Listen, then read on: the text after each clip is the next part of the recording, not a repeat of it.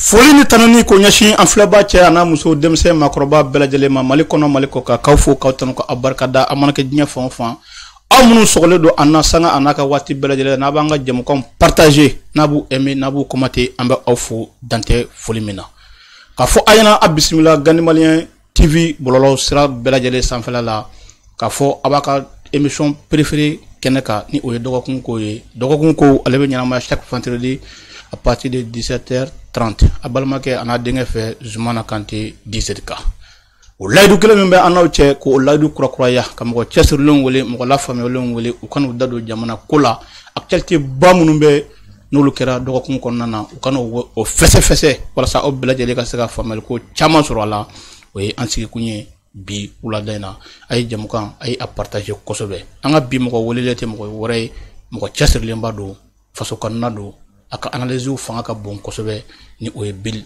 Tarawele an bɛna foli d'a ma bɛɛ lajɛlen b'a kalama sisan k'a fɔ an bɔra seli de la an bɛ samɛ foli kɛ ka ɲɛsin an kanubaa ni an filabaw bɛɛ lajɛlen ma Mali kɔnɔ Mali kɔ kan k'a fɔ bɛɛ lajɛlen ɲɛna k'i samɛ Ala ka san caman yira an na kɛnɛya la si la garijɛgɛ la hɛrɛ bɛɛ lajɛlen na an ye ɲinan ta kɛnɛ kɛ cogo min na san wɛrɛ an ko o kɛ sinon ɲinan ta kɛra gɛlɛya la kosɛbɛ dɛ mais Ala y'a ɲuman tɛmɛ an bɛ bɛɛ lajɛlen fo k'a ɲini an filɛbaa ni an kanubaw fɛ hali minnu yɛrɛ t'an fɛ k'a fɔ jamana kuma ni kɛra jamana kuma kɛbaa ye ani fili tɛ ban an bɛ yafa ɲini bɛɛ lajɛlen fɛ bɛɛ ka yafa ma an fana yafalen don bɛɛ lajɛlen ma bir samɛ foli ani kumakan min b'i bolo ka ɲɛsin an filɛbaw bɛɛ lajɛlen ma an ka sɔrɔ ka don jamukan kɔnɔ o de jour k'i fo a diyara n ye kosɛbɛ ka man fo tabarikala Sylvain Gandi Malien ka foli lase a ma n'a aw ka baarakɛla bɛɛ lajɛlen kosɛbɛ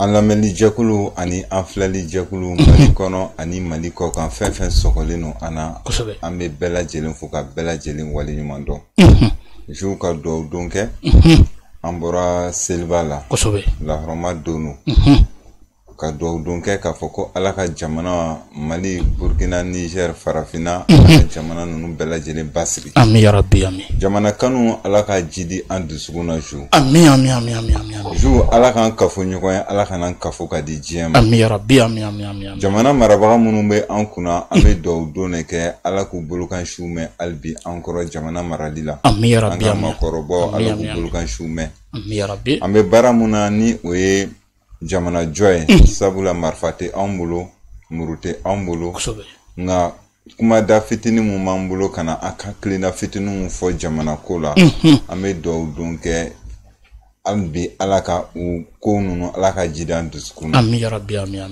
Ala k'an kafo ɲɔgɔn ye Ala kana kafo ka di diɲɛ ma amin ya rabbi amin merci beaucoup tabarikala Bill an b'i fo kosɛbɛ dantɛ foli min na i ka samɛ foli kɔfɛ ani kumakan minnu b'i bolo kuma ɲɛbila minnu b'i bolo yanni an ka don jamukan kɔnɔ an bɛ an filabaw fo a ye bi émission a ye a partager kosɛbɛ a ye dɔgɔkun ko partager bari ko caman kɛra sali tɛmɛnen na an bɛna an da don a bɛɛ la kelen ka walawalaw ye walasa a ka se ka a faamuya Bill nin dɔgɔkun kɔnɔna na parti politiques signataires du 31 mars u farala ɲɔgɔn kan u ye ɲɔgɔn ye kɛ or que a kun fɔra ko ɲɔgɔn ye dagalen tɛ parti politiques ye mouvement politique bɛɛ suspendu don o kɔfɛ olu ye ɲɔgɔn ye kɛ k'a fɔ ko u bɛna samɛ foliw de kɛ mais ko wɛrɛ taara bɔ a la mɔgɔw kun sigilen tɛ ni min ye fo ka n'a kɛ u interpeller la kunun i bɛ se ka mun fɔ nin na n bɛ mun fɔ Ala ka miirina ɲuman di an ma amin ya rabbi amin b'a dɔn jour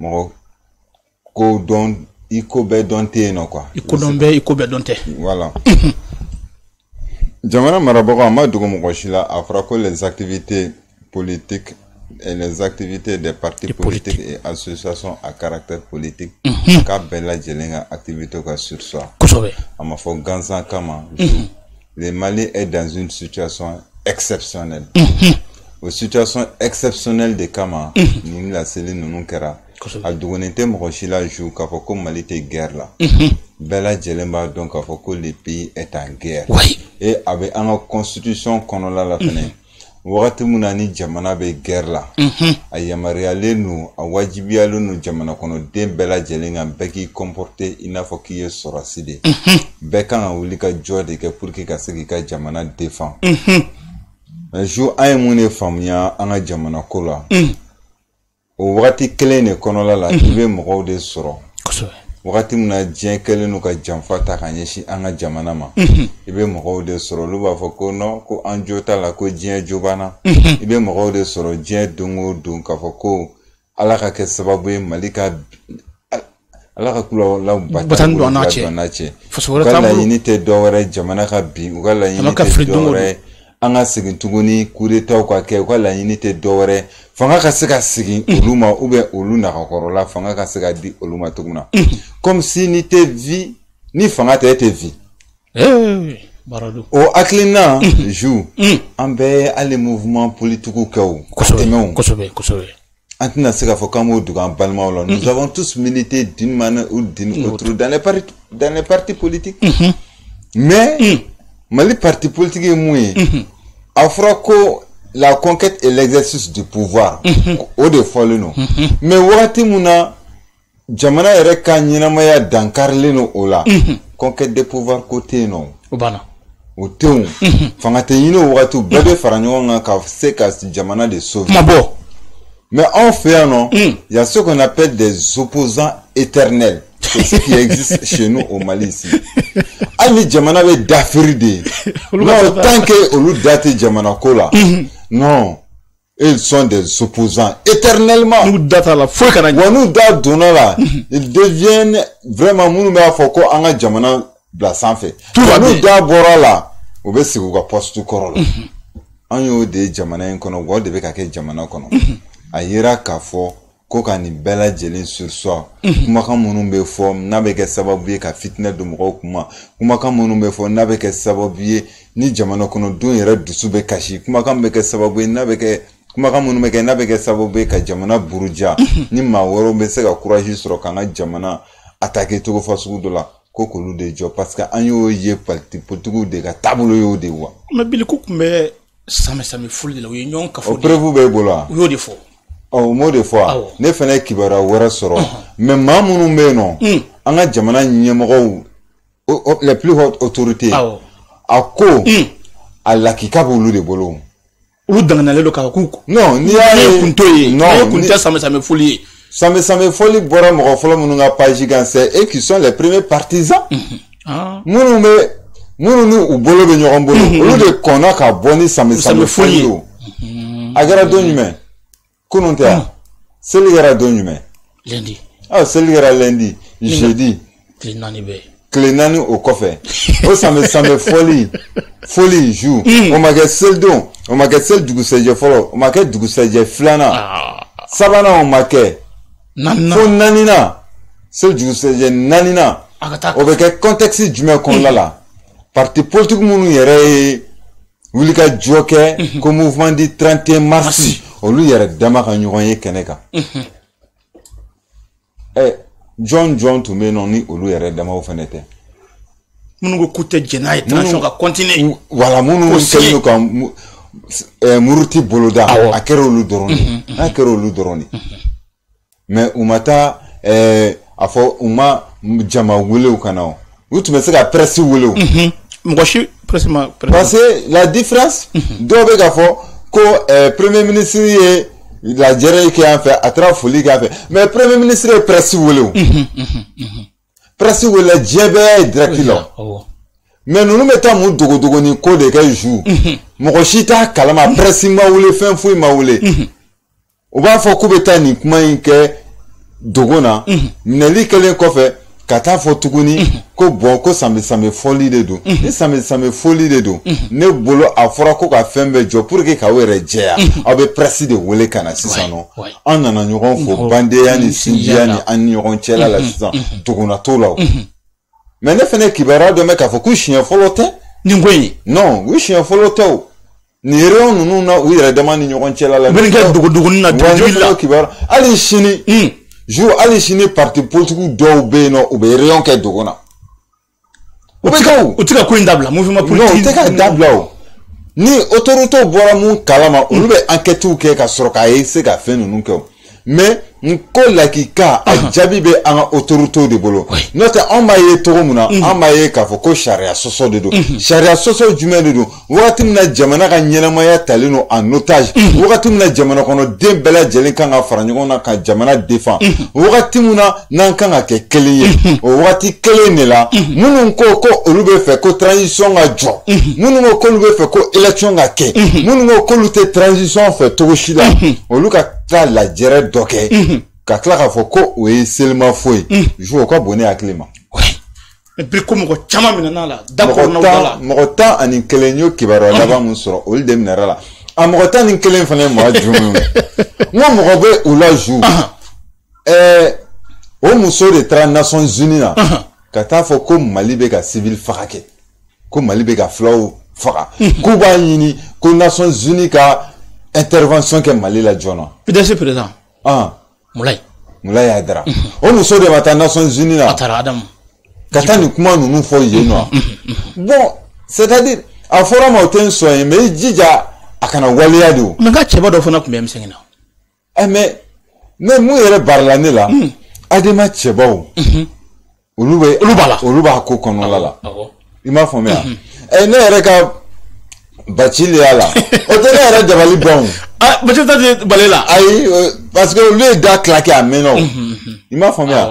Mais des partis qui sont supposés être des soutiens à la transition. Olu ka taa yala. O de kama maliyɛnw b'a fɔ ko walahi olu t'a sigi cogo falen k'a b'a buran na.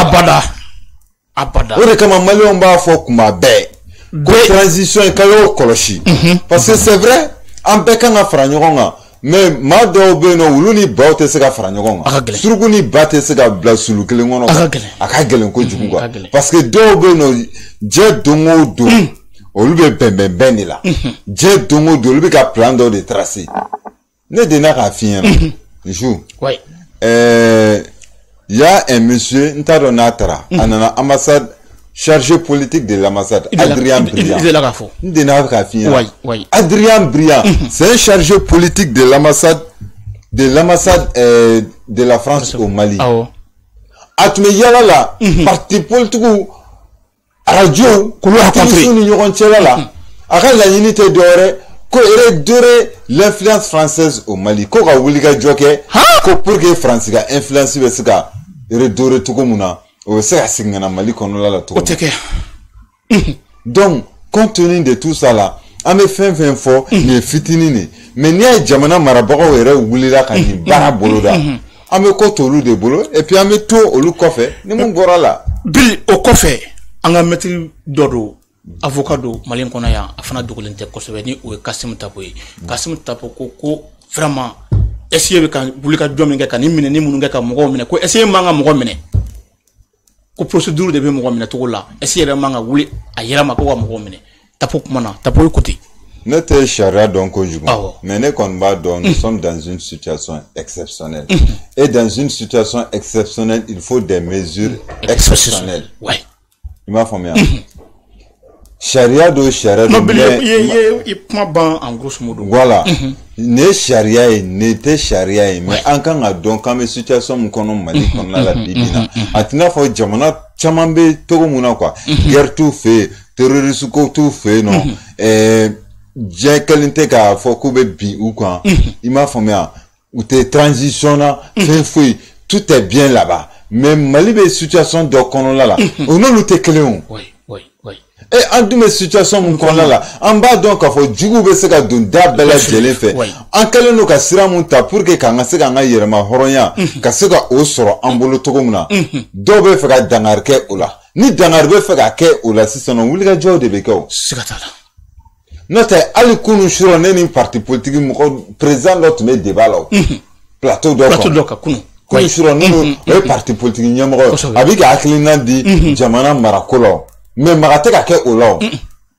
N'a fɔra ko les activités des partis politiques hakili de b'a faamu mun de ko don a ye kɛ sababuya kana sɔn k'aw bolo di ɲɔgɔn ma kɛ ani kɔfɛmɔgɔw ni ɲɔgɔn cɛla la ka janfa siri jamana lajaba fɛn fɛn bɛ se ka kɛ sababu ye ka jamana lajaba ka fitinɛ dun jamana kɔnɔ a y'o bɛɛ éviter n'o tɛ parti politique ɲɛmɔgɔw bɛ hali sini Musa Mara a tɛ kuma parti politique ɲɛmɔgɔ wɛrɛw tɛ kuma wa mɔgɔw b'a ye o u b'a kɛ réseaux sociaux kan u bɛ taa téléw la u bɛ taa plateau kan donc fɛn bɛ ka fɔ o la mais n'a b'i kun na ko Mali service de renseignement ko a tɛ fɛn de kalama ju bi k'i yɛrɛ nɛgɛ nin ngalon don non o ngalon don parce que bi an ka service de renseignement b'an yɛrɛ bolo exactement c'est-à-dire veto b'an yɛrɛ bolo quoi an ka service de renseignement bɛ niveau fasugu dɔ la américains dun ye alerte kɛ ko n'a bɛ mɔgɔ kun na ko Mali service de renseignement k'a tɛ ko kalama k'i bi k'i yɛrɛ nɛgɛ Moro Kone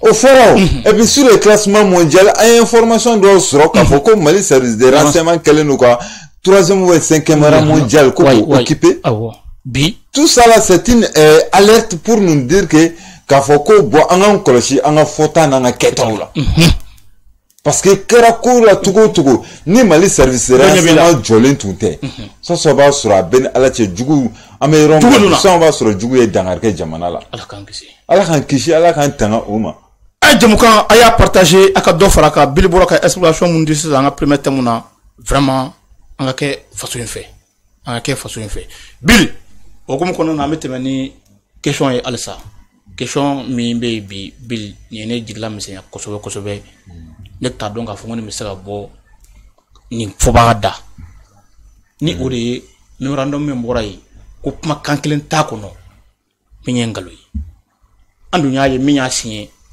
ale bɛ bɛrɛ la bi ale minɛna ka don kaso la memorandum in kɔsɔn ni mɔgɔ tilala ka bɔ bi ni o yɛrɛ ye jamana PM ye k'a fɔ ko o ko kelen yɛrɛ la ko foyi t'a kɔnɔ ko min ye nkalon ye Bili bɛ se ka mun fɔ nin ko in na sa Jou an ye dɔ kɛra jajiri wallahi dɔ kɛra jajiri fasa la parce que jajiri fasa tɛ ban a tɛ bila voilà c'est-à-dire an ye kumana PM ka ko la sans aucune animosité ka sɔrɔ juguya t'a kɔnɔna la an kumana n ko PM k'i kɔlɔsi sortie fasugu dɔw la n parce que ale ka sortie médiatique minnu filɛ nin sisan nɔ a bɛ kɛ sababu ye a bɛna lagosiw sɔrɔ mɔgɔw t'a faamu quoi a ka sortie ninnu a k'a jɔ quoi il m'a fama n'o tɛ Selma fo se tracé nin na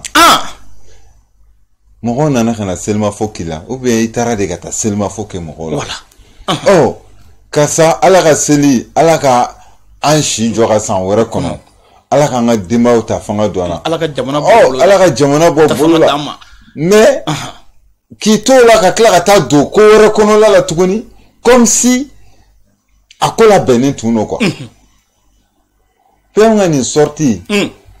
Moi personnellement, vraiment, je suis pas content. Anga jamana premier ministre do ani bonya fasugu bɛɛ kan. Anga jamana premier ministre do cɛkɔrɔba do anga tabiyaw la ni bonya fasugu bɛɛ kan.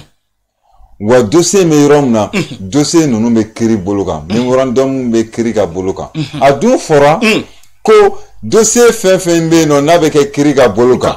Ko bɛɛ lajɛlen k'i yɛrɛ minɛ a dossier commenter la a PM ye dossier commenter dɛ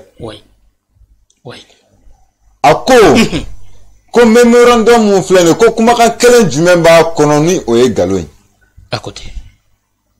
c'est comme si kuma fɛn fɛn fɔra memorandum ko kan k'a bɛɛ de tiɲɛ ye au même moment ne yɛrɛ bɛ n yɛrɛ ɲininka PM bɔra kita kɔsa in na a y'a fɔ yen nɔ tuguni k'an ka colonel ninnu ko mɔnɛbɔ denw de don kɔsa in na tuguni a so depuis kuma ja depuis a b'o fɔ a bɔra kita kɔsa in na tuguni a y'o fɔ ko mɔgɔw bɛ fɛ ko ale ni sɔrɔsiw de bila ɲɔgɔn na k'ale b'a dɔn olu bɛ jamana fɛ cogo min na olu ye mɔnɛbɔ denw de sari ni yɛrɛ ne t'a dɔn bon yɛrɛ la ne kuma in kuma dɔw la cohérence t'a la i mana voilà cohérence t'a la quoi i mana miiri cogo o cogo i tɛ minɛ yɔrɔ sɔrɔ a la quoi i t'a faamu parce que PM bɛ kuma dɔ fɔ bi a bɛ n'a fɔ minnu bɛ bɔ ka lakali jugu ni fɛnw kɛ a bɛ k'olu de attaquer k'a fɔ ko a ye fara aw tɛ se ka don ne ni sɔrɔsiw ni ɲɔgɔn cɛla la aw tɛ se ka don ne ni Asimi ni ɲɔgɔn cɛla la kodɔnbaliya de b'aw bila a kuma la don dɔ la tuguni a bɛ bɔ tuguni a bɛ discours dɔ kɛ tuguni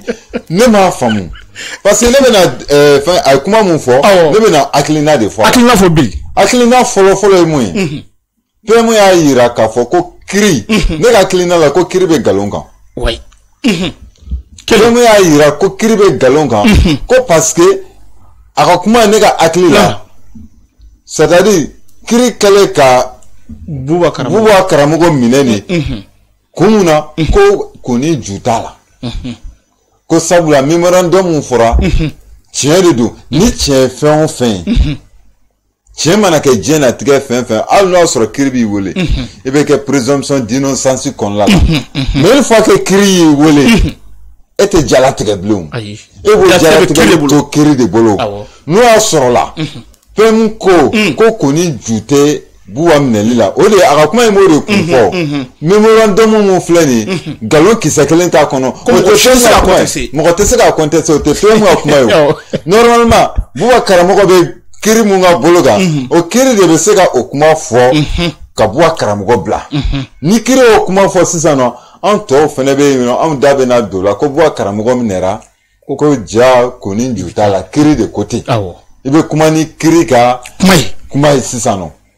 Mais mɔgɔ mun bɛ kiri ka bolo kan ni o ma kɛ et puis ale ka partisan dɔw bɛ yen nɔ kafe bawule ne o ye nun togo ye parce que ale de y'a fɔ dɛ ale de ye kafe bawule fɔ dɛ ko n'a ye sɔrɔsi ninnu to an kunna nun togo ko ten ko walayi k'ale b'o mun fɔ maliyɛnw ɲɛna k'an bɛ kafe bawule min yan a fɔra ka tɛmɛ bi n'an bɛ ka taa bɛɛ sugu bɛ dɔn dɛ non nun togo kuma fɔ bɛɛ lajɛlen ɲɛna a ye tila k'i kanto tuguni k'e tɛ ajidan dɔn wa ko ajidan ye juin de nous tous comment nous un bel jabara nous n'a pas donc cela prouve à suffisance que sentiment mon bala nous dusukuna ibi ko abo de be ka fo o doni kama mun ba dusukuna wa ali shini o de be no mais tension soutenue c'est un soutien par circonstance transition quand a donné ka fo ko Premier ministre yɛrɛ kɛrɛfɛ mɔgɔ caman bɛ yen nɔ o bɛ ka transition soutenue par circonstance parce que PM bɛ yen parce que PM de bɛ yen n'o tɛ yen jamana ko tɛ o ta ye non parce que u y'o de yira depuis lawale wa an bɛ yɔrɔ min na o de bɛ ka waleya fɛnɛ PM kɛlen ka nin kuma in fɛnɛ fɔ parce que ne bɛ n yɛrɛ ɲininka nin man ka bɔ PM da mais mun de y'a to nin bɔra PM da mun de y'a to PM ye nin fɔ point d'interrogation mais ne bɛ se ka mun fɔ est-ce que Boubacar Karamogo minɛlen PM m'a fɔ de consciencieusement c'est une responsabilité partagée mɔgɔ bɛ mun fɔ k'a fɔ ko est-ce que PM ne m'a sɛbɛn ka di Boubacar Karamogo ma n'a sɔrɔla k'a signer k'a bila wa donc consciencieusement il se dit aussi que k'a fɔ il a sa part de responsabilité dedans il faut mɔgɔ min fɔ sisan a ko mɔgɔ ma fili o la a bɛna fɔ mɔgɔ o sɛbɛntiya voilà o ye sɛbɛntiya ni kuma in o de sɛbɛntiyalen filɛ nin PM fɛ ni kuma in ye et don dɔ la fɛnɛ a bɛna fɔ ko memorandum min n'a fɔra Boubacar Karamogo Traoré fɛ don mun tɛ bi ye a bɛna fɔ ne y'a fɔ dɛ awɔ y'a fɔ ko nkalon t'a kɔnɔ n y'a fɔ ko nkalon t'a kɔnɔ dɛ kɛlɛ mun bɛ yen nɔ cɛbili i ka analyse don dɔ la a bɛna fɔ parce que a bɛna fɔ ko don dɔ la ne y'a fɔ dɛ ko sari ni ale ka kuma ta ale ka kuma bɛɛ kuma ɲɛbilaw de ne y'a fɔ tan nin don y'a fɔ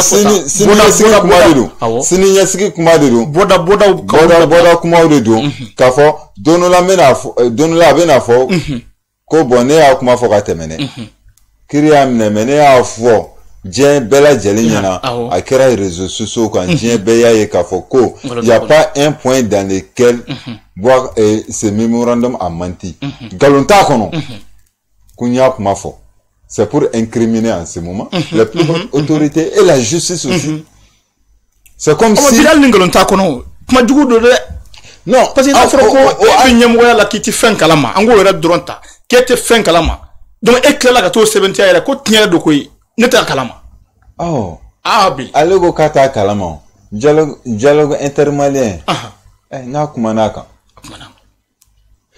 AES ko kuma mun n'a fɔra k'a fɔ ko m'a sara la PM kuma na AES ko kan a tɛ fɛn fɛn kalama a kuma n'a bɛɛ kan a kuma n'a bɛɛ kan cela prouve à suffisance que ale kuma na o fana vidéo bɛɛ bɛ yen o vidéo bɛ yen i b'a yira k'a fɔ a b'a kalama a y'a commenté a ye hakilisigi kuma ni fɛn caman fɔ a ko ninnu kɔnɔla la mɔgɔ tɛ bɔ nin na i m'a faamuya maintenant mɔgɔ t'i yɛrɛ jɛ nin na dɛ ne kɔni ka a faamuya la PM bɛ fɛ ka mun de kɛ o ne ka denmisɛnnin miirina in kɔ o kuma mun de bɛ yen aw fɛ ka mun kɛ mun b'a kɔnɔ mun de b'a kɔnɔ mun de bɛ yen nɔ o kuma a sɔminen don ko dɔ de la wa n'o tɛ wagati min na bɛɛ lajɛlen kan ka fara ɲɔgɔn kan ka kɛ cɛ kelen kulusi jala kelen kan ka transition soutenue o wagati kelen le premier ministre ah kuma ka gɛlɛn comme premier ministre minnu tɛ jamana fɛ ale ka kumakan bɛ ka kɛ olu ka kumakan de ye bi ale ka kumakan minnu yɛrɛ tɛ jamana in fɛ n'u ye kuma bɛɛ fɔ jamana in ma n'u depuis au début fo maintenant ale n'olu ka ɲɔgɔn sɔrɔ kan kelen na voilà ale ka kumakan bɛ ka kɛ olu ka kumakan de sɔn ji la et puis ale fana nɔfɛ mɔgɔw ah je kabako dano dɛ m'a f'i ɲɛna ko c'est le soutien des circonstances bilama bɔ mɔgɔ ko in na a ma ɲi dɛ non mɔgɔ ko an ka jamana ko ye awɔ mais mina mun f'i ɲɛna mɔgɔ ko tɛ ban diɲɛ kɔnɔ mais mɔgɔ ɲuman ko voilà an kana kɛ dɔrɔn ni e bɛ bili voilà tout va bien ni e bɔra yen dɔrɔn non foyi tɛ non bon cela veut dire que hali minnu bɔra PM na minnu yɛrɛ minɛ ka bɔ PM na pratiquement les gens vont leur donner raison mɔgɔ b'a fɔ ko bon M5 Mali kura mɔgɔ y'u sama ka bɔ a la mɔgɔ bɛ sɔn ka raison di olu ma mɔgɔ b'a fɔ ko Imam Umaru Jara ni Mutakata ninnu Bitar ninnu minnu yɛrɛ sama ka bɔ a la les gens vont leur donner raison mɔgɔ b'a fɔ ko hali an yɛrɛ camarade Tayiruba n'o kɛlen don ka lamagali fasugu bɛɛ lajɛlen entre guillemets le président du comité stratégique du M5 Tayiruba n'o fana y'i yɛrɛ sama ka bɔ a la n'a ka mɔgɔw fana les gens vont leur donner raison ko Segu Sadio fana kumana voilà o kɔrɔ kɔni bili tiɲɛ yɛrɛ la i ye min fɔ moi je pense que ne bɛ yɔrɔ ne ka hakilina la bi ko i k'a lajɛ ni hakili ye ka ɲɛma jɔ jamana marabagaw ni premier ministre yɛrɛ bɛ jamana marabagaw fɛ u ka nin ko ninnu lajɛ ni hakili ye parce que ce n'était pas le moment ce n'était pas le lieu et ce n'était même pas l'occasion ka nin kuma ninnu fɔ quoi wallahi ni ye kuma o kuma ni basigi bɛ fɛ ka na jamana kɔnɔla la bawuli ko dɔ bɛ kɛ o tigɛ mɔgɔ wɛrɛ fana fɛ PM show PM bɛ bɔ fɛn dɔw bɛ kɛ a ma nɔgɔn quoi a ma nɔgɔn a ko ka ca n bɛ fɛ ka mun fɔ nin bɛɛ la pour que ka nin kuma in kun cɛ moi je suis pas d'accord avec le PM a ye nin mun kɛ nin parce que de un a bɛ kiiri la gosi de deux a yɛrɛ bɛ mun kɔnɔ ni o ye transition ɲɛmɔgɔya premier ministre ye a b'o la gosi de trois jamana kɔnɔ denw kɛlen don ka danaya mun ta ka da kan walahi PM yɛrɛ ka a y'an jigi waro a y'an jigi misɛnya ka ko la walahi PM ka nin kuma in a ye ne jigi waro a ye ne jigi misɛnya kojugu parce que ne b'a fɔ ce n'était pas la peine jour. Quand on va faire les quoi. A man ka bɔ da. N'ale tun y'i ma kun nin kan est-ce que fɛn bɛ fɔ. Foyi. Parfois c'est-à-dire o ye ale yɛrɛ tɛ quoi parfois il faut savoir se taire quoi. Sur des occasions quoi. I m'a faamuya pour que an ka avancer. O mɔgɔbaya yɛrɛ dɔ ye. O ye mɔgɔbaya dɔ ye mais sujet mana na. Mais pour nous ça va. Kuma bɛɛ lajɛlen kan. A ma nɔgɔn quoi. Merci. Ma nɔgɔn. En fait, a jamukan partager a ka dɔ fara jamukan partager le ka sujet kumabaw de b'an bolo bi minnu kan ka walawala walasa a ka se k'a faamu a ye dɔ fara partager kan kɔnɔni ka pana ye bɛɛ lajɛlen k'a sɔrɔ bil an bɛ taa ni ɲininkaliw ye an b'an kunda Burkina Faso kan a bɛ waati bɔ depuis semaine jan tɛmɛnen ŋunuŋunukan caman bɛ Burkina i bɛ a tɛ fanga na coup d'état de kɛra i bɛ tɛ fanga na tuguni généraux ko k'u tɛ sɔn kapitɛni ka ye u ɲɛfɛ c'est-à-dire kuma cayara rumeur cayara kosɛbɛ fo ka n'a kɛ i bɛ yɛrɛ bɔra k'a fɔ ko mɔgɔw k'u farati média nkalontigɛlaw la média minnu bɛ minnu tɛ faso fɛ n'u bɛ ka u yɛrɛ faso dɛmɛ u kana kɛ sababu ye ka bawuli don jamana kɔnɔ a ye média olu fɔ média nkalontigɛlaw a da sera nin bɛɛ lajɛlen ma a y'a yɛrɛ yira population na k'a fɔ ko a bɛ yen ale bɛ jamanadenw kama Burkina foyi fana tɛ ni basigi tɛ i bɛ se ka mun fɔ kapitɛni i bɛ ka nin kuma in na a n'a ka nin circonstance yɛrɛ fɛn fɛn kɛra dɔgɔkun kɔnɔna na Burkina. I b'a ye jo an bɛ leçon ba de tirer mun kɛra Burkina on doit tirer beaucoup de leçons par rapport à ce qui s'est passé chez nous au Burkina. Je dis bien chez nous au Burkina parce que quand tu dis le Burkina Faso, tu dis le Mali, tu parles même du Niger. Nous sommes une même famille. Tu parles même de l'Afrique, ceux qui pensent que et ceux qui sont en train de se battre pour l'émancipation de l'unité africaine. A fɔlɔ ye jumɛn ye? I bɛ explication di. A ko incident mun kɛra, waleya mun kɛra nin. mɔgɔ minnu yɛrɛ kan ka Burkina télévision garder ko in kɛra olu de bolo a sɔrɔla mun de fɛ a sɔrɔla sɔrɔsiw ka relève de fɛ dɔ bɛ yen nɔ mɔgɔ wɛrɛw kan ka na ka na olu nɔrɔ labila ni nɔrɔ labilali bɛ kɛ sisan nɔ u ka marifa ninnu n'u ka fɛnw ninnu a bɛ n'a fɔ relève la comme te militaire t'o fɛn ninnu fɛ maga bɛ kɛ o fɛn ninnu na donc dɔ de nana maga nin fɛn in na sisan nɔ ka kɛ sababu ye ka cili kɛ i m'a faamuya ka incident créer. Il a dit que ceux qui sont là pour vous protéger, là, malheureusement, cet incident est venu d'eux-mêmes, quoi. Oui. Suite à, je sais pas, à une question de relève, quoi. Donc, quand il a dit ça, les gens ont compris. Mais, à Clara Kafotouni, que nous avons laissé le temps, il m'a fait mal. C'est comme si, à Iwati, les médias impérialistes, là, les médias au service vraiment des forces nocturnes qui veulent détruire nos pays là. Aïe, comment tout bolo, bega comment quoi après comment claque ou est noyé. Quoi vacances de pouvoir, ben on une vacances de pouvoir, mais ça c'est purement stratégique. Aïe mon Kenny.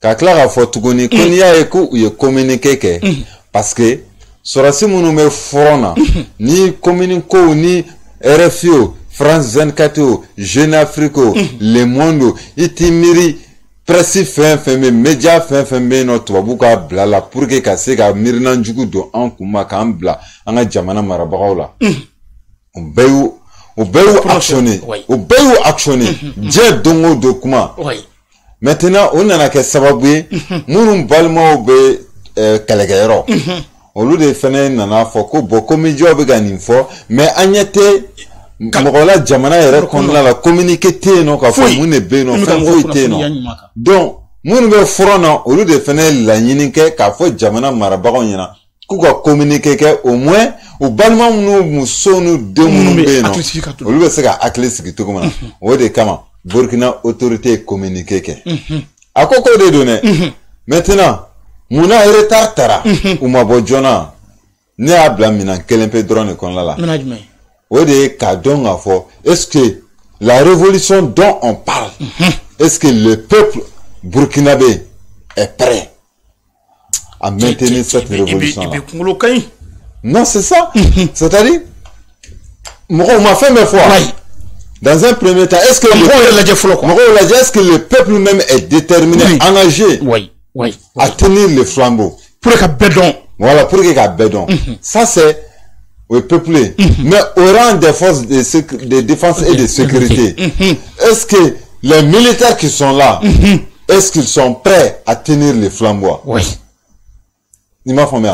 Donc, au final, le boulot, voilà, aux stratégies nous nous et au-delà de ça, l'alliance dont nous parlons, l'alliance des États du Sahel, est-ce que dans ces États-là, est-ce que au Mali, est-ce que au Niger, est-ce que le peuple du Mali et du Niger, est-ce qu'ils sont prêts à défendre le Burkina Faso? Oui.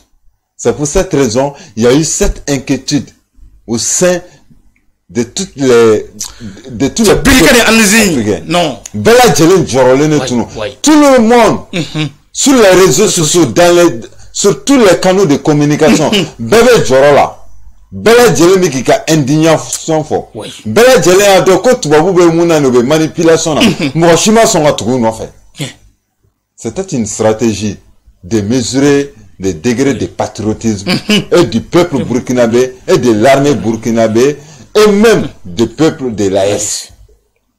Il m'a fait bien. Donc, c'était une stratégie de connaître notre degré de détermination. Parce que nous me gagne jamana dola. Il va nous nous nous tifa. Eh, be sera fara dina. Il me sera kad inyini jugu do un coup. Eh, nous tifa. Eh, be tasro au niveau même du rang des forces de sécurité de défense là.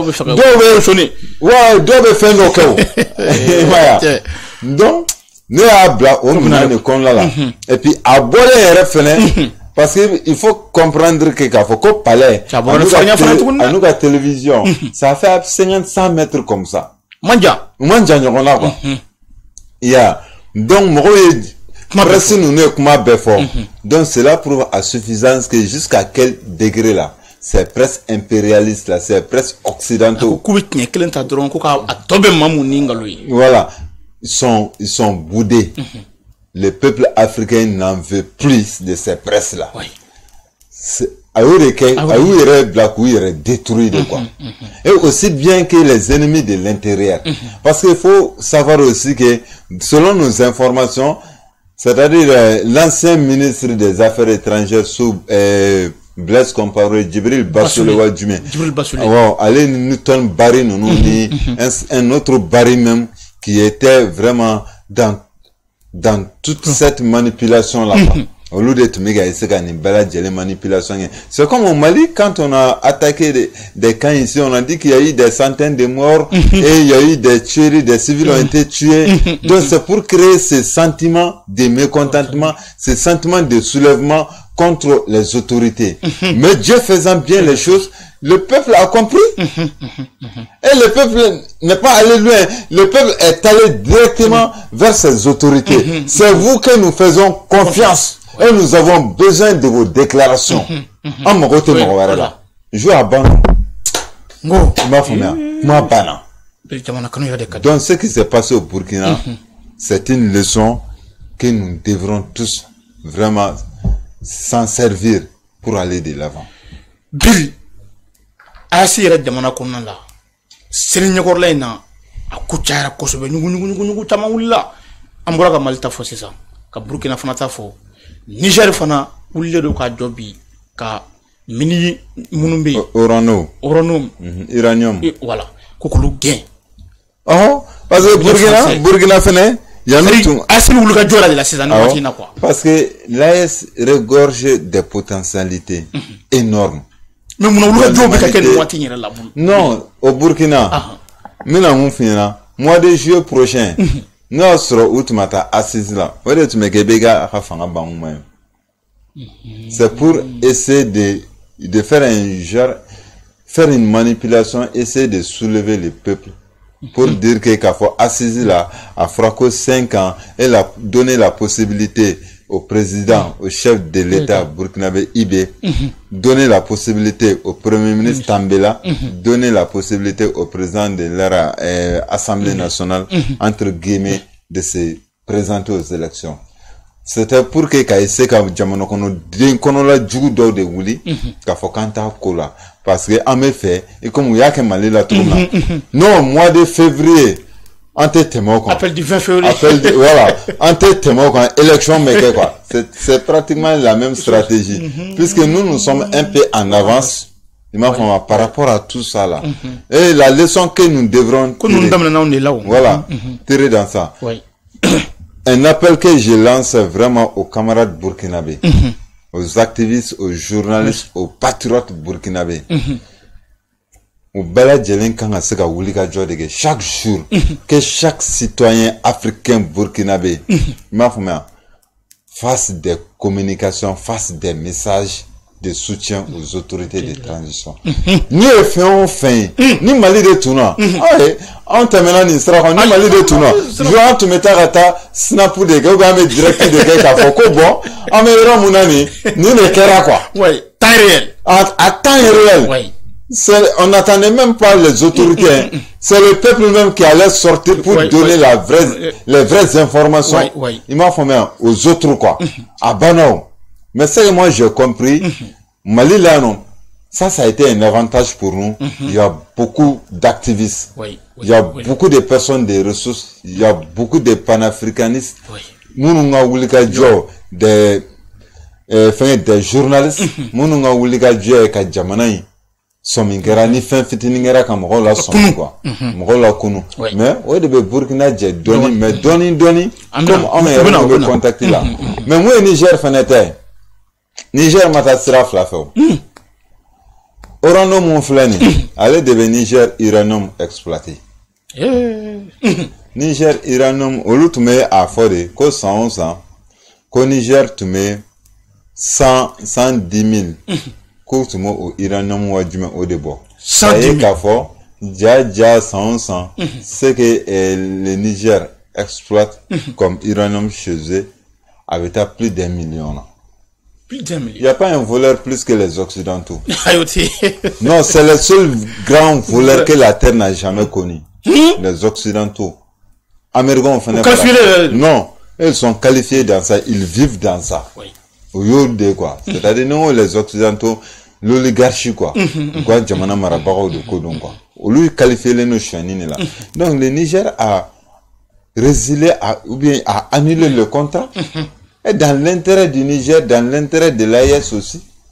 Parce que c'est que Tatang nous nous mentionnons. Jamais. L'AES ne peut en aucun cas se développer tant qu'il y a ce truc-là. Entre les pieds, quoi. Donc, c'est pour te dire que, ni Djamana, allez chez nous, pour tenter de voir dans les maillons, là. C'est-à-dire, essayer de voir qui peut être le maillon faible, quoi. Parce que, oui, il y a à fond, Assimi Goïta, Ibe, Tchani, qu'il faut chercher à déstabiliser un de ces trois présidents-là. Que quand un de ces trois présidents est déstabilisé, que le projet de l'AES, là, va tomber dans l'eau. Mais, olu tala olu ta doko alaka danga de bougon oui no yoroni no koko alaka danga de bougon parce que yo koko ke ashima marche. C'est pour dire que la dynamique enclenchée par l'AES, c'est pour l'épanouissement, c'est pour l'unité africaine, c'est pour le développement de l'Afrique. Pile alsa ametani nyingalu ye ay dofra jam kan partager li ka kosobe bitemu kadi una foka bon kosobe ay dofra ka aka ime aka komati aka klinaw bla bil ametani nyingali ne ko kunde be Arab Saudi ni États-Unis che akuma chaledo mumbe bil un jour Arabie Saoudite ni États-Unis che il faut dire que la fin de l'hégémonie américaine est arrivée. C'est-à-dire américains ont qu'à gente qui a au début le jour à fort que le système de dédollarisation que le dollar béni la dépréciation du dollar au début c'est là dollar de benabi hein dollar natao sani anatao là chibe kuma la na fo bagay jour ame dynamique mon kon la no continuera am kla fonyo ame kla fonyo na dollar ko be ban mon kama chodi parce que bah kafo États-Unis les pays du Golfe je parle du Qatar je parle du Koweït je parle de l'Arabie Saoudite je parle des Émirats Arabes Unis je parle de Bahreïn ainsi de suite au lieu pays du Golfe au pays du Golfe à kelengelen fin be non il m'a fait un contrat d'obe uni États-Unis nous va faire un contrat pétrodollar pétrodollar c'est le pétrodollar désigne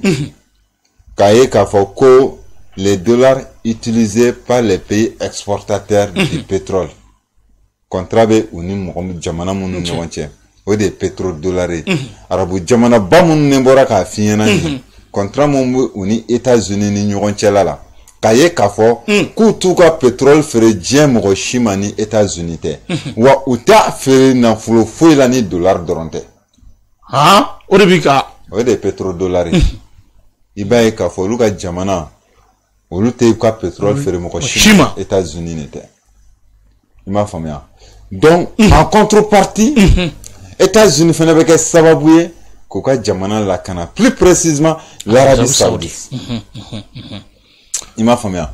Donc, contrat Moumé ou Nignoranchela, le dernier contrat date du 4 juin 1974. 1974. Année 4 juin terminé, ça fait 50 ans. Au bout contrat de signé, on est Jamana ou de Nignoranchela là. Sans t'enterrer, sans mouantere, sans biou, sans bidrou, sans keme. Maintenant, Arabie Saoudite massacre. Ore nana yé. Le prince Ben Salman. Ore nana yé kafo ko bon améram nabi. Compte tenu du bouleversement, il m'a formé de tous les systèmes financiers et compte tenu du changement du bloc unipolaire vers le bloc multipolaire.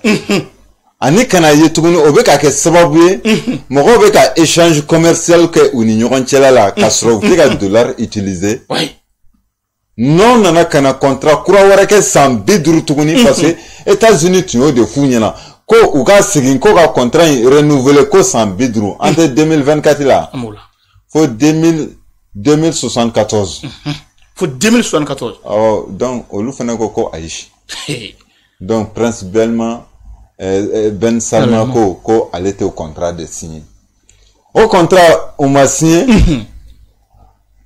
au kun kama mbora ka fina ma signé kun kama parce que y'a dollar fanga bena bindona natala parce que russo ni chinois tu me commerce ke ni dollar de russo ni endu tu ma ke chinois ni américain chinois fana ni endu Afrique du Sud diabète tu me commerce ni dollar de c'était la monnaie utilisée dans le commerce international maintenant on a yé comme euro de ka commercer sans le dollar ou be double dollar fangala donc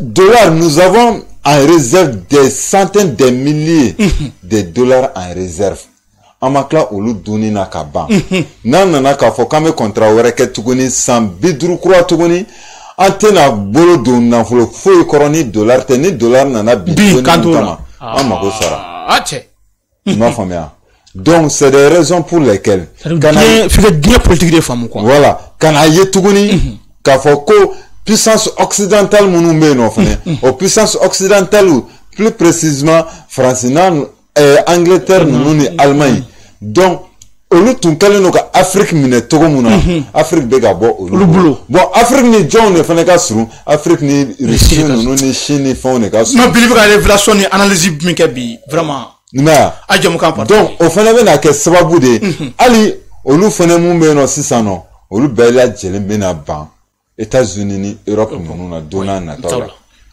olu banna ka contrat in renouveler mais ce qui est marrant dans tout ça là il te se ka famu togo si la les États-Unis considérés comme la plus grande démocratie mondiale e be se ka famu togo di ka fɔ ko o be se ka coopération kɛ ni jamana ye jamana mu ni o tɛ démocratie jamana ye en Arabie Saoudite c'est la monarchie là-bas c'est-à-dire monarchie le peuple ne vote pas pour le président d'où quel ne be non olu de be l'État démocratie to le fait voilà royaume ne be non mais maintenant c'est la femme que États-Unis ne considèrent comme l'exemple de la démocratie mondiale mais o bɛ ka coopérer ni jamana mun tɛ démocratie jamana ye wa ka kɛ sababu ye a ka sɔrɔ ka bonya ni diɲɛ bɛɛ lajɛlen ta ye ka kɛ sababu ye diɲɛ bɛɛ bɛ monnaie mun utiliser sur le plan du commerce international ka se k'i imposer ni o ye dollar ye. C'est pour te dire que la démocratie dont nous parlons là, c'est de la poudre aux yeux, c'est des démocraties de façade, ça ne dégage que par la bouche. Notre démocratie réelle, comment de dos, c'est du faux. Sinon, si la démocratie réelle existe, les États-Unis ne vont pas tisser des relations bilatérales avec l'Arabie Saoudite dans une puissance non démocratique. Oui, aspect de. Maintenant, États-Unis, Arabie Saoudite, quelqu'un qui va un contrat ici, kololo du même là. Maintenant, mon fils, il vient à donner Natal la 600. Au bien Ouli, Arabie Saoudite, comment? Démocratie, non? Au bien Oulu, comment? Ko bon droit de l'homme, t'es respecté. Au bien Oulu, comment? Ko bon égalité des sexes. Au bien Oulu, comment? Ko bon homosexualité. Au bien Dien, comment bête à Arabie Saoudite, c'est 600. Kasoro kun bene do kasoro contrat B contrat bala ka signer ça mais vous ka être menacé là on va dans le système c'est comme ça que les Français gagnent on a ko droit de l'homme on a ko violation ainsi de suite bon c'est pratiquement le même système mon mega que moins orient là c'est ça non donc on va au liga jo mon ka kunyeshi parce que Arabie Saoudite fait un don ka foko au lieu que ko banani contrat signé américain ko a kololo tante Américains mena u ɲɛsin u ma ni démocratie ye parce que olu fɛ yen démocratie tɛ yen ka sɔrɔ du n'u ye san 100 ɲɔgɔnna kɛ u bɛ nin cogoya in na u bɛ nin cogoya la nka u bɛna fɔ k'u bɛn'u kɛlɛ ni démocratie ye u bɛna fɔ k'u bɛn'u kɛlɛ ni égalité de sexe ye ko ni cɛ ko ko mun muso ko ko o donc u bɛna tila ka na u kɛlɛ tuguni ni homosexualité ninnu ni fɛn caman droit de l'homme ni fɛnw ye u b'u profiter o la u ye mun kɛ Irak u ye mun kɛ Libye k'u b'a fɔ k'u b'o ɲɔgɔnna kɛ Arabie Saoudite parce que Irak Saddam Hussein kɛlɛkun tɛ dɔwɛrɛ parce que Saddam Hussein ko an bɛ pétrole feere aw ma ni dollar mun ye an bɛ fɛ sisan nɔ ka dollar de ye ka to yen nɔ ni maa mun b'an ka pétrole san o k'a san ni anw yɛrɛ ka wari ye n b'a faamuya Saddam Hussein kɛlɛkun filɛ nin ye Libye kɛlɛkun fana filɛ nin ye k'a fɔ ko ale bɛ fɛ Afrique bɛɛ lajɛlen ka fara ɲɔgɔn kan Kadhafi pour que ka se k'u ka monnaie créer cogo mun na an ka se ka an yɛrɛ dɛmɛ an ka bɔ ninnu ka fɛn kɔnɔna la Hillary Clinton da procutora a y'a fɔ k'an ye Kadhafi kɛlɛ ko parce que a kumana unité africaine kan a kumana indépendance monétaire kan donc Arabie Saoudite bɛ nin bɛɛ lajɛlen dɔn Arabie Saoudite bɛ na mun de kɛ nin kɔfɛ o de ye k'a fɔ Arabie Saoudite don n'a nata la n'a fɔra i ɲɛna k'a fɔ ko yɔrɔ u bɛ ka commencer ka don BRICS la pour se protéger wa u bɛna bolodi ɲɔgɔnma kɛ fɛnɛ tuguni u ni Inde ni ɲɔgɔn cɛla la wa hali b'a ye ko Arabie Saoudite fana bɛ k'u labɛn u ɲɛ bɛ Américains ka plan na donc fana bɛ ka allié wɛrɛ ɲini k'u labɛn u fana b'u labɛn parce que Américains de tun b'olu protéger n'a ma ɲɛ ko contrat b'olu ni ɲɔgɔn cɛ Américains b'a fɔ ko bon couverture sécuritaire mun tun bɛ aw ni ɲɔgɔn cɛla la o banna pewu n'u y'u yɛrɛ sama k'a fɔ k'o banna Arabie Saoudite bɛna wuli ka jɔ kɛ ko bon base américaine mun b'u fɛ yen nɔ ka taga b'u fɛ yen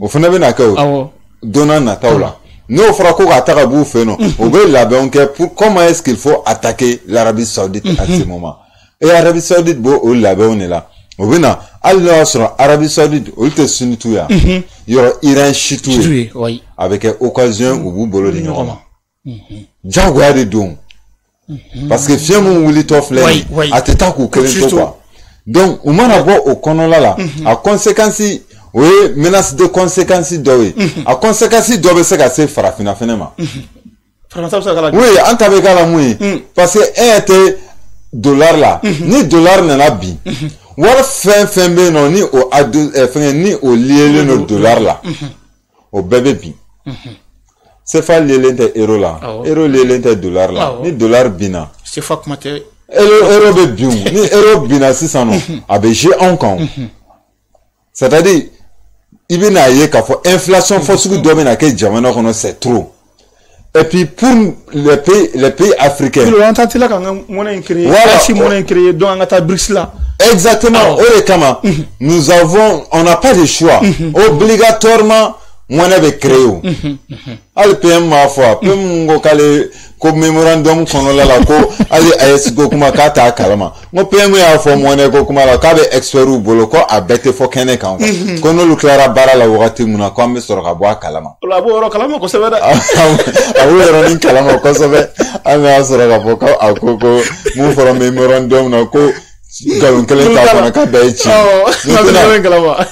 qu'est-ce qui va se passer nin b'a yira de tout État tout pays qui n'a pas sa souveraineté monétaire e bɛ problème sɔrɔ ne bɛ problème sɔrɔ ne bɛ CFA de utiliser a banna o parce que Arabie Saoudite ko k'olu bɛ n'u ka pétrole feere u ni jamana cɛ n'o y'a sɔrɔ fɛngɛ b'an bolo san par exemple Mali Burkina Niger a ka kɛ k'an bɛna wari mun créer k'o bɛ wele AES n'o y'a sɔrɔ AES b'an bolo n'anw mako bɛ sanni feere fɛn o fɛn na avec l'Arabie Saoudite an bɛ fɛngɛ Arabie Saoudite ka Riyadi olu ka wari an bɛ sanni kɛ ni o ye ni Arabie Saoudite fɛnɛ bɛ sanni kɛ an bolo Arabie Saoudite b'a kɛ ni AES et vice versa aussi. C'est-à-dire puissance ka wari tɛ taa non puissance ka wari tɛ taa euro tɛ taa non surtout que n ye kibaruya dɔ mɛn k'a fɔ ko système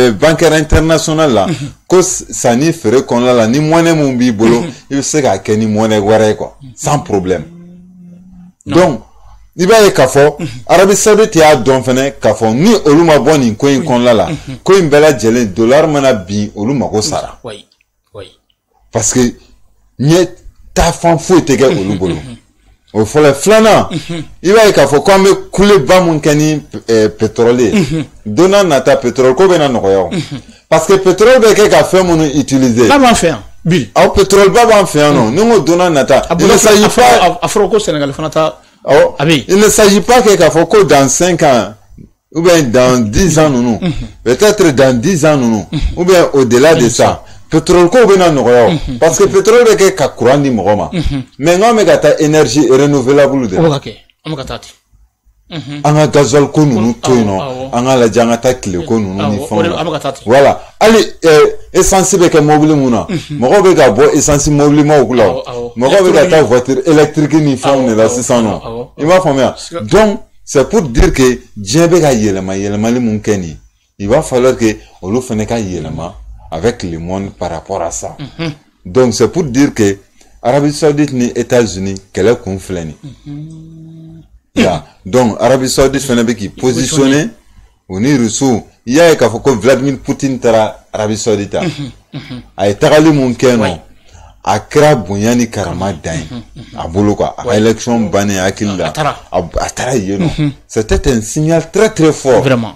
Et a ka ye fɛnɛ k'a fɔ ko Arabie Saoudite ma sɔn n ko ninnu bɛ contrat kɛ san 50 de san 100 n'u bɛ contrat k'i ka n'u bɛ contrat k'i ka pétrole kan n'u bɛ contrat k'i ka sanu kan n'u bɛ contrat k'i ka uranium kan n'u bɛ contrat kɛ i ka diamant kan i ka fɛn o fɛn u b'a daminɛ san 10 san 20 san 30 san 40 fo san 100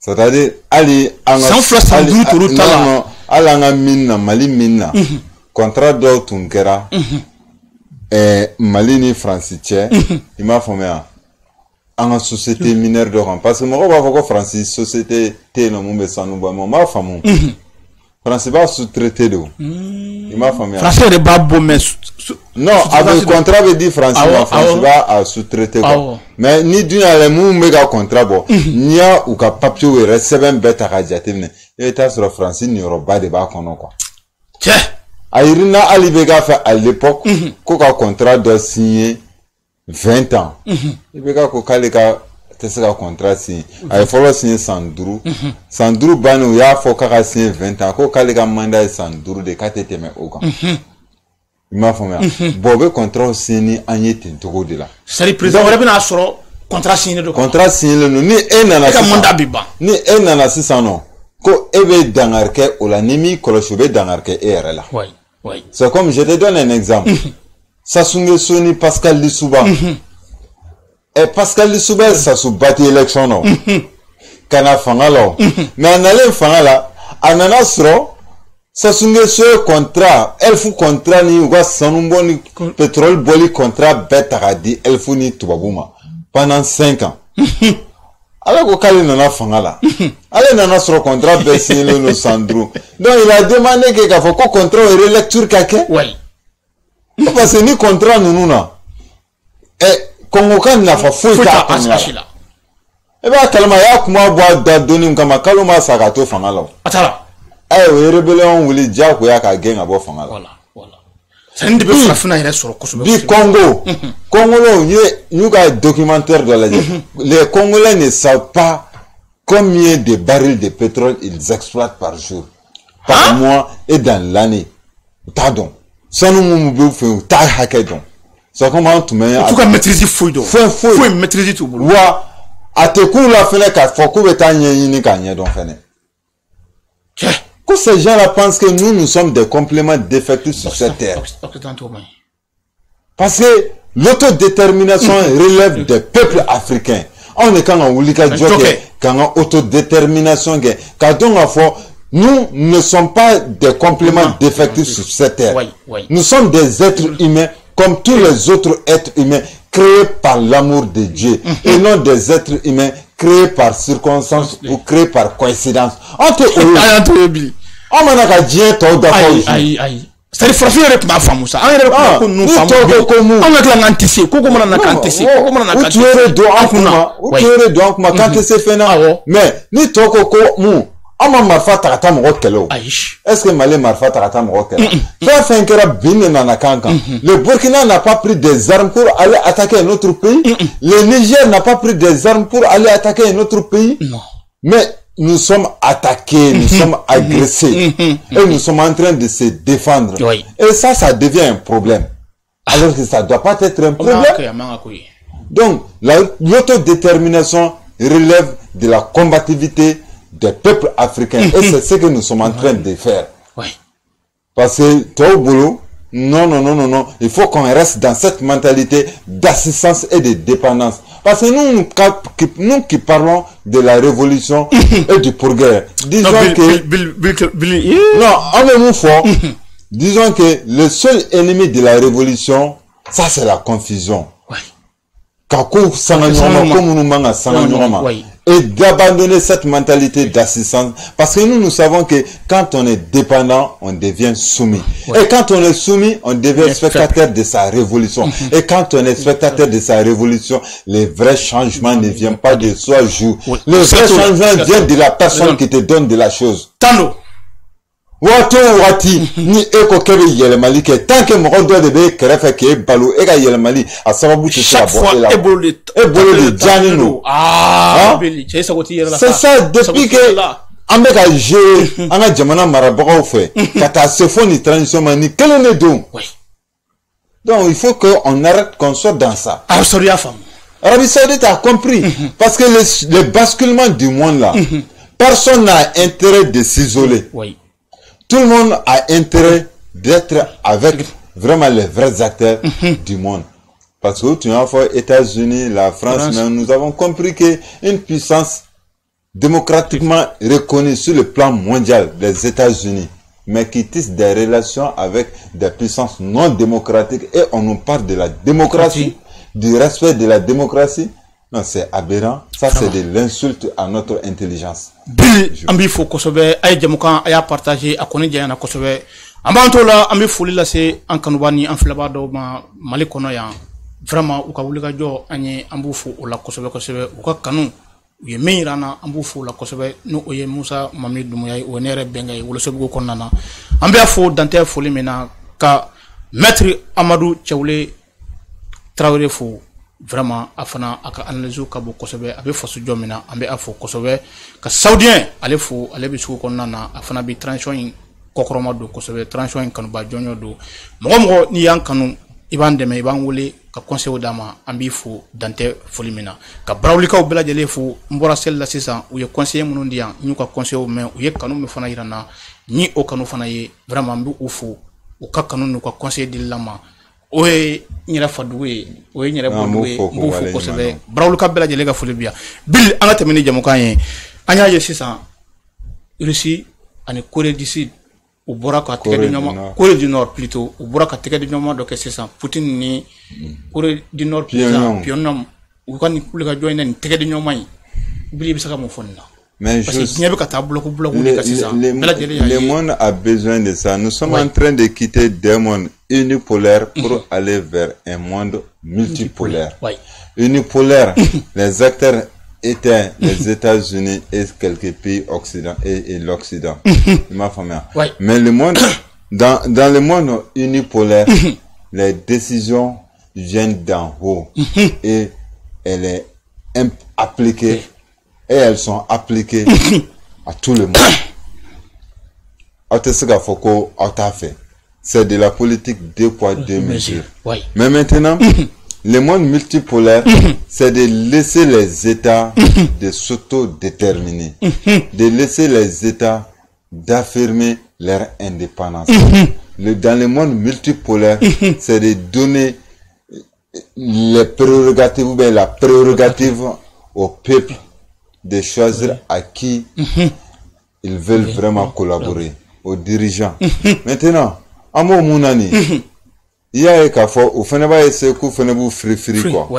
États-Unis, dont les Nations Unies, quand l'OTAN, l'Organisation des traités de l'Atlantique Nord, ça c'est les bras armés des Nations Unies. Ou ka quelques bolodi. Maintenant, ni amanye, commune sous persister. On m'a bolodi souma. Quand nous be badeyani sindiaga. Corée du Nord fene ba boloduma parce que Corée du Nord fene fura damani États-Unis tebe. Corée du Nord bikata ko mais nous fiena. Non ne be retard là. On ne trouve quoi font ici. Parce que on est États-Unis.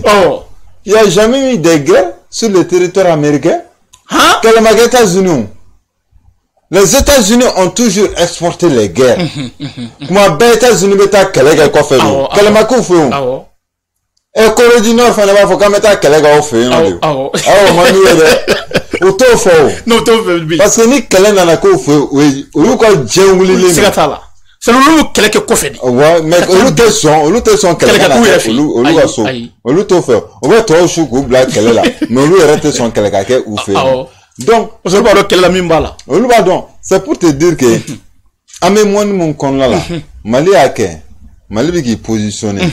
Ambora ayesi kon la ana koro de benyona ye mone ko kuma mun fo o koni c'est inévitable, c'est indispensable pour que avec on ne va bisigi d'après toutes mes petites analyses géopolitiques stratégiques ante se gatani monete n'entrani sefa jour on me wotro pousser non ala kan kisi non on me wotro pousser la ga akoto awa parce que ala kuma ko koro de benyona il m'a famé o te se ga que parce que dollar be bingwa donc Pyongyang ni Vladimir Poutine ya ira dien la 600 non ko bloquer de be ga renforcer parce que sanction fin tara reçu kama oui mun on a que grekula échange fin monétaire là ça ni ferait qu'on là ani ku ga waru bloqué pensant que reçu bena étouffé ouais kera sababu reçu e yakuba ya musoro mo soro ko to système donc nimba yana yere ayasi jamana ka foko ani Corée du Nord ira bi fait non c'est très on y même partenaire là ni do fana tra tiga doma donc ano fana tigi bi fait mais ode wajibe ode kama ima yenga che o te fe jamana munu ma ankere fe luka songa anga sira nunta mais nos frères africains qui sont dans ces pays-là vont s'autodéterminer. Oui. De passage, je vais ouvrir une petite parenthèse. Imaginez en Côte d'Ivoire ce qui est en train de se passer là-bas. C'est déplorable. 2 secondes donc. Sommet d'Okera Suisse, sommet de paix en Ukraine. Alassane Draman Ouattara Keleno Kamunkea. Alassane Draman Ouattara Keleno Ka Daeleli Deke.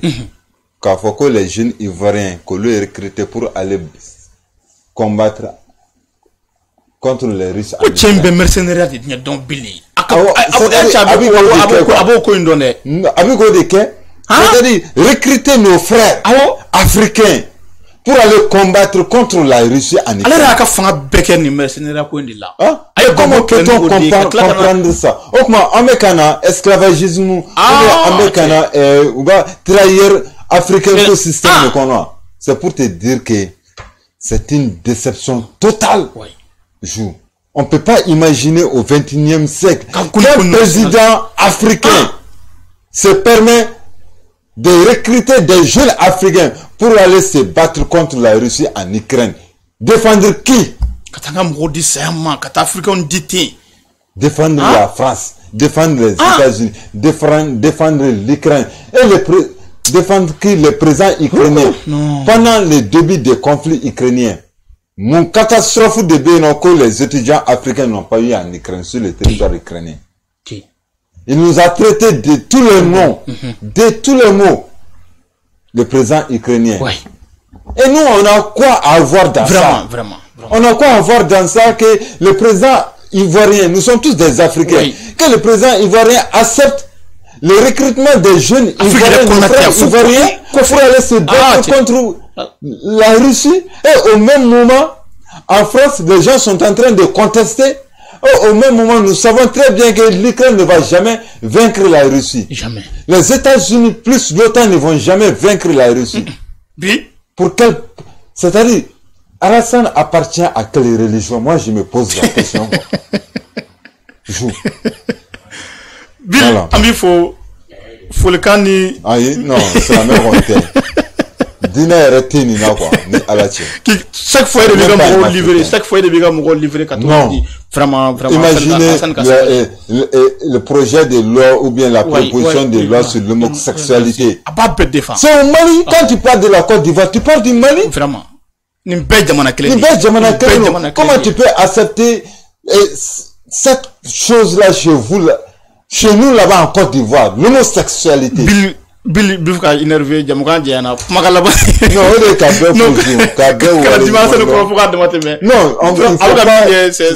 c'est vrai, c'est-à-dire il peut y avoir des divergences entre nos frères africains. Allez-y jusqu'à ce niveau-là, nous vendre aux occidentaux. Vraiment, mais ça c'est trop ça. Nous prendre pour nous vendre aux occidentaux. Wallahi Ambadé on a signé ni ambalmo de be ni kununa Alassane Bolo vraiment c'est tout oui donc il faut qu'il voit les numandons et les mouvements dans lesquels je me trouve, le mouvement la résistance citoyenne, c'est pour cette raison nous demandons la résistance de tous les peuples africains face vraiment à cette politique impérialiste des occidentaux, d'où elles viennent. Donc voilà, jour qui est faux. Merci beaucoup. Adjanye kosebe bil ambi fo dante fo lemena ka enflebani an kanubaw ku beladjele fo mali kono mali koka do min kara selina do min kara be vendredi na alaka min jamana ma alaka jamana mbo wolola alaka anyira sawati anga dine ka alaka kanye bodawi amba abeladjele fo aw febe kun skolo do na wati na bila nga video fana soro ay a partager kosobe ninde kara aklo gardigay be do ko konana gandi malien sanfela ani malia tv sanfela ambe aw fo abalmake ana dingue Zoumana Kanté 17K. Wassalam akambe vendredi prochain.